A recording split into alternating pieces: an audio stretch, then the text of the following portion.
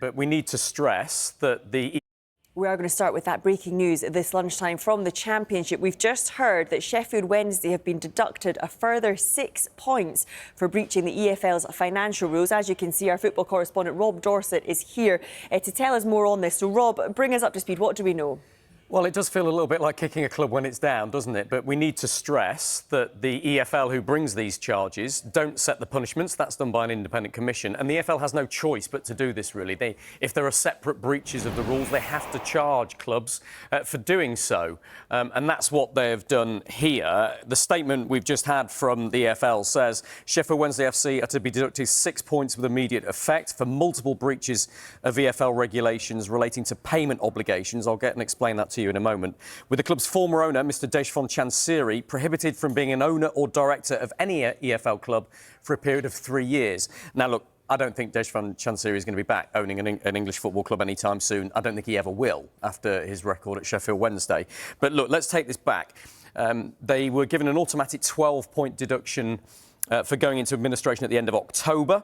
That's when Chanciri decided he couldn't fund the club any further, had to put it into administration. And that's an automatic points deduction.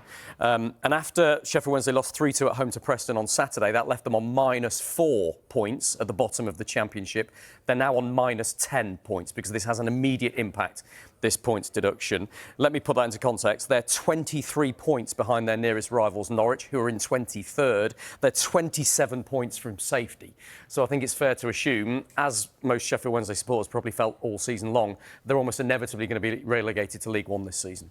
And in terms of punishments, is this it now for Sheffield Wednesday, or is this it now for Sheffield? Could there be more punishments to come? It's not. The EFL doesn't have any choice about when it brings those charges. If there are separate breaches, they will charge them for each of the breaches. And we knew that before Chanciri left, Sheffield Wednesday failed to pay wages on time for 5 of the previous 7 months. An independent commission hearing would determine the sanction for non-payment of players' wages in March and May. We also know that they missed the payments due for June, July and September. That's a separate one that they could yet be charged for and given a points deduction for. So this isn't necessarily the end of the punishments that Sheffield Wednesday might get. The good news for Wednesday fans is it looks like all the points deductions and penalties will be held this season, will be delivered this season.